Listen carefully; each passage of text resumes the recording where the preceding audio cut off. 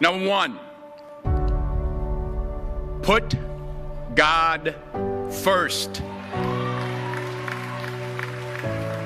Put God first in everything you do. Everything that you think you see in me, everything that I've accomplished, everything that you think I have, and I have a few things, everything that I have is by the grace of God. Understand that. It's a gift. 40 years ago, March 27th, 1975, it was 40 years ago, just this past March, I was flunking out of college. I had a 1.7 grade point average. I hope none of you can relate. I had a 1.7 grade point average. I was sitting in my mother's beauty shop. They still call it beauty shops now? What they call it now? Yeah, I was sitting in the beauty parlor. I was sitting in my mother's beauty parlor, and I'm looking in the mirror, and I see behind me this woman under the dryer. And every time she looked up, every time I looked up, she was looking at me, just looking me in the eye. And I didn't know who she was, and I said, she said, somebody give me a pen, give me a pencil, I have a prophecy. March 27, 1975, she said, boy, you are going to travel the world and speak to millions of people. Now, mind you, I was flunked out of college. I'm thinking about joining the army. I didn't know what I was going to do, and she's telling me I'm going to travel the world and speak to millions of people. Well, I have traveled the world, and I have spoke to millions of people. But that's not the most important thing, the success that I had. The most important thing is that what she taught me and what she told me that day has stayed with me since. I've been protected. I've been directed. I've been corrected. I've kept God in my life, and it's kept me humble. I didn't always stick with him, but he always stuck with me. So stick with him in everything you do. If you think you want to do what you think I've done, then do what I've done and stick with God. Number two, fail big. That's right. Fail big. Today's the beginning of the rest of your life, and it can be very frightening. It's a new world out there. It's a mean world out there, and you only live once. So do what you feel passionate about. Take chances professionally.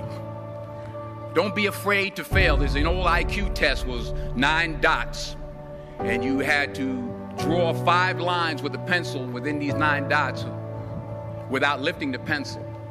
The only way to do it was to go outside the box. So don't be afraid to go outside the box.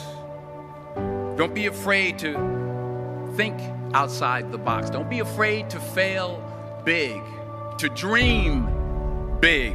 But remember, dreams without goals are just dreams, and they ultimately fuel disappointment. So have dreams, but have goals. Life goals, yearly goals, monthly goals, daily goals. I try to give myself a goal every day. Sometimes it's just to not curse somebody out. Simple goals, but have goals. And understand that to achieve these goals, you must apply discipline and consistency.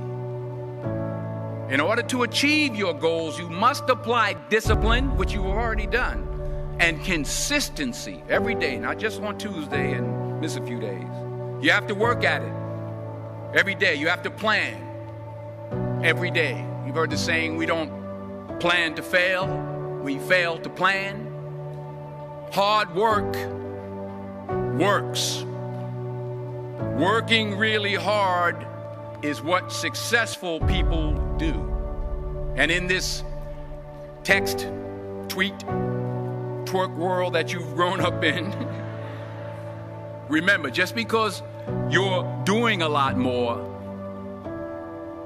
doesn't mean you're getting a lot more done. Remember that. Just because you're doing a lot more doesn't mean you're getting a lot more done. Don't confuse movement with progress. My mother told me, she said, yeah, because you can run in place all the time and never get anywhere. So continue to strive, continue to have goals, continue to progress. Number 3, you'll never see a U-Haul behind a hearse. I'll say it again. You'll never see a U-Haul behind a hearse. I don't care how much money you make, you can't take it with you.